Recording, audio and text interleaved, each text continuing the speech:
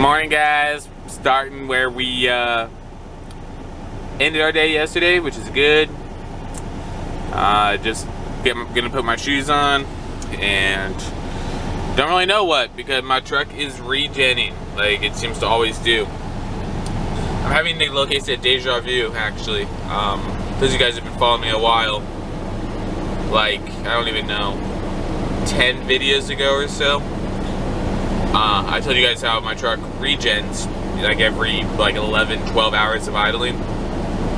So I did the same thing this morning. I woke up, kind of realized I didn't wake up on time, which was a weakness of mine.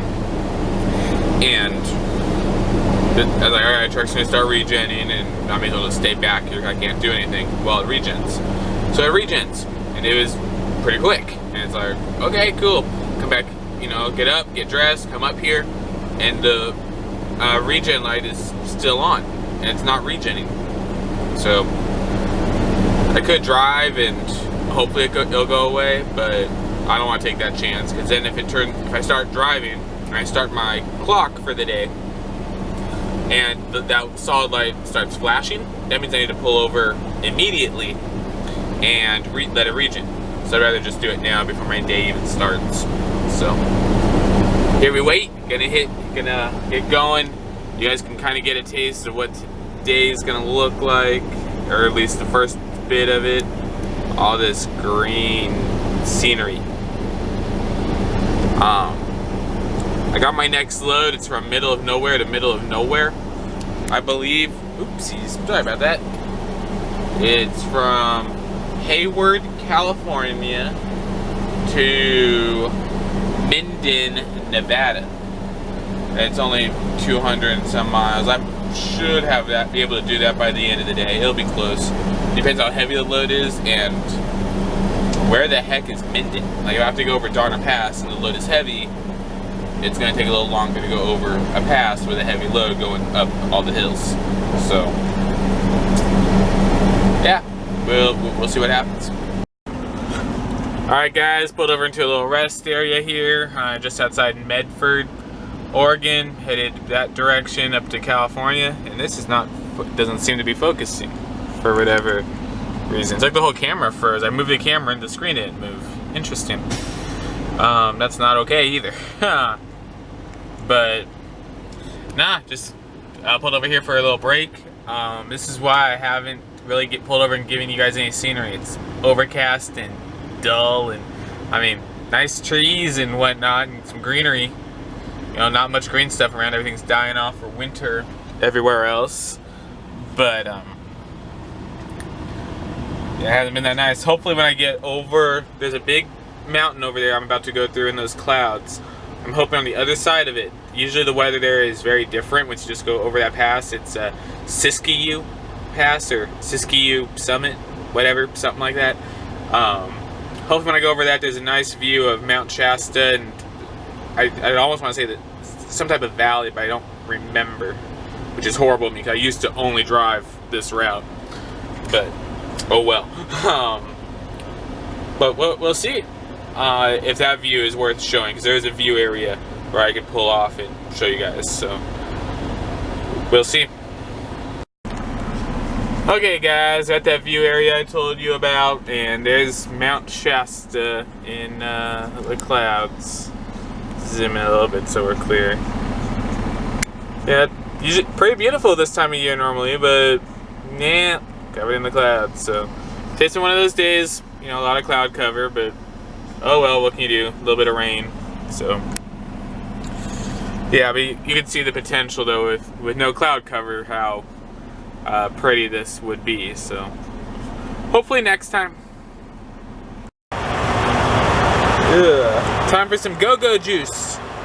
Yeah, this is interesting. I'm at the Loves here in Corning, and the fuel pump is calling me. I'll be right back.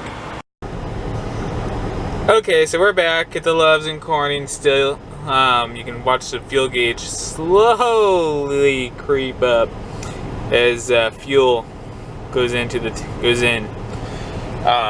But anyway, you guys saw how low it was before. It's interesting because it told me not to add any fuel on this trip, but I'm smarter than their computer system is. I have another hour and a half to get to my customer. Then they're sending me into the Bay Area that has like no truck facilities at all whatsoever to pick up my next load. I needed to get fuel.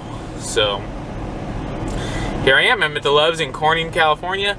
Of all truck stops in this great country that I get the pleasure of traveling in and working in, this is a truck stop I have purchased the most fuel at. And by when I say I've purchased, I mean in a company truck with company money.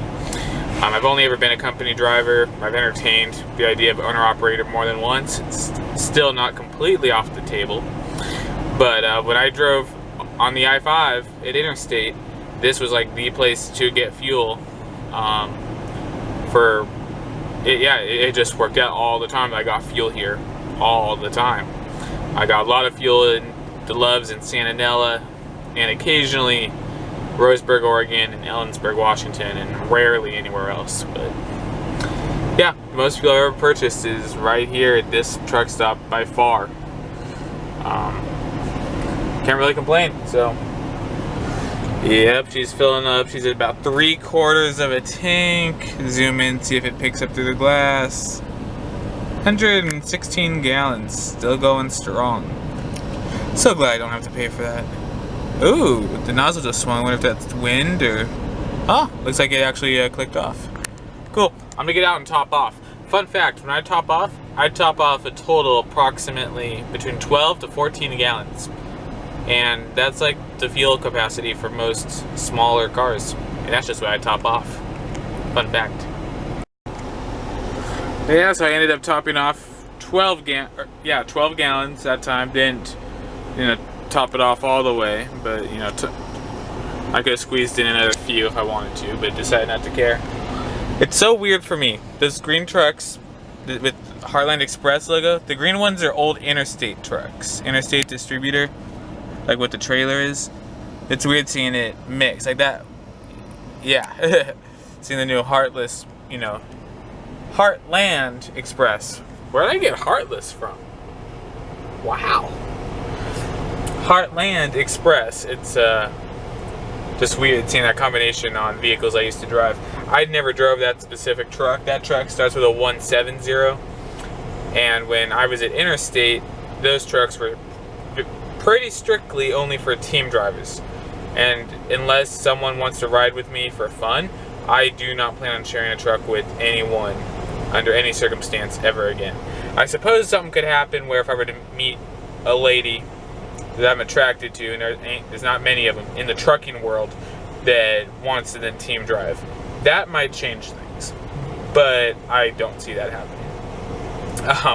To be honest, in my trucking career, not including like the 3 or 4 truck stop prostitutes I've seen, all in one place on one particular visit, though they're not common as far as truck stop prostitutes. 2 of them actually looked somewhat attractive, all things considering. Like, I wouldn't do anything with them, but one of them I had to blink like 4 or 5 times. Looked like a girl that I know from back home that I went to high school with.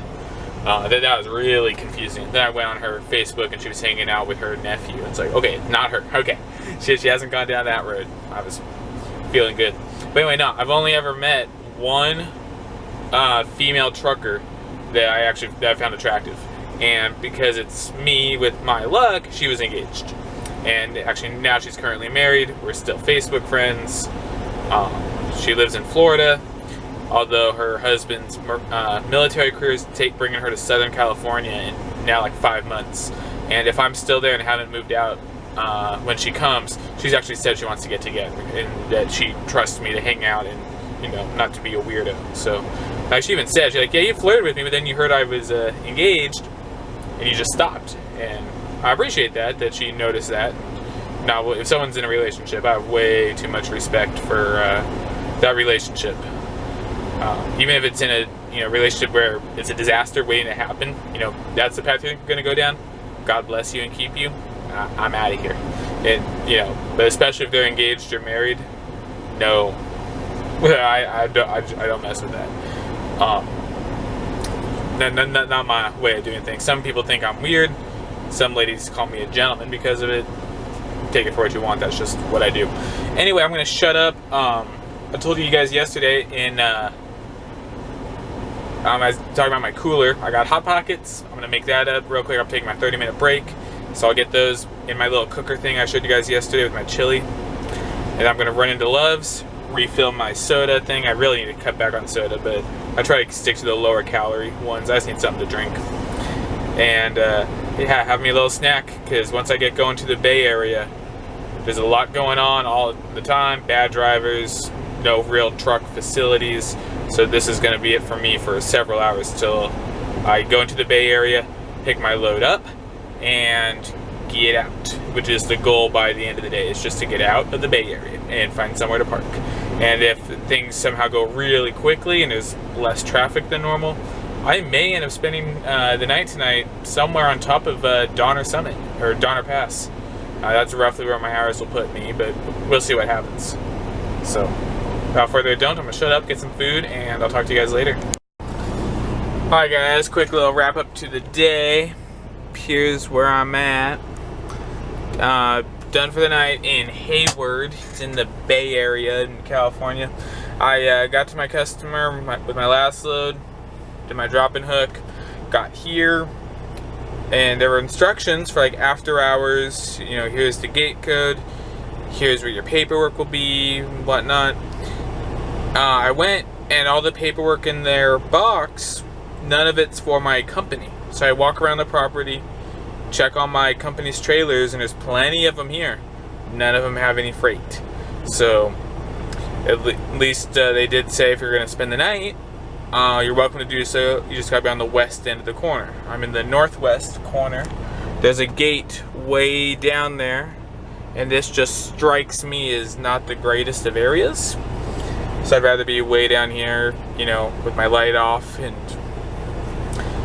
lights off. They say there's cameras here. I trust that. I just don't want to, you know, make me a little harder to see. I don't want, yeah. So take my chances. This area is well lit too, and people with bad intentions, they should try to stay away from the light. So yeah, I'm really tired for whatever reason. The last part of my day, it's kind of why I didn't vlog anything. I was just tired. Excuse me, just like that. Wow. So I'm gonna shut up. Everybody shut up, I mean in my day. I'm gonna climb back there. Yeah, back there. And try to edit a vlog, at least so I can keep my daily streak going of like 4 or however many I'm at now. 4 or 5. And keep that going. So yeah, this load's taking me to Reno. This could be interesting, because Donner Pass is getting 4 inches of snow in a storm that's up there right now. My company's chain policy is the policy that I have. You use chains to get out of a situation, not to get through. Meaning, if chain law is in effect because of the snow, I don't go anywhere. So I mean, I'll go somewhere. I'll get from here to closer to the Sacramento area, but at least out of the Bay Area. What? Wow. Sorry, guys. Yeah, so I'll at least get out of the Bay Area tomorrow, but stop in the Sacramento area and gear up. By gear up, I just mean wait it out. Maybe, you know, go to Walmart. I don't think I need anything. I'm going home in like 2 or 3 days. Whatever. So yeah, just do whatever. I'm not gonna put chains on if I don't have to. So I did have to chain up once last winter, and that was stupid. The entire way down, my chains are making contact with the asphalt, just sparking. All the way down Cabbage Hill, actually, that I talked about 2 days ago. So, whatever guys, thanks for watching. I appreciate it. I will talk to you guys tomorrow.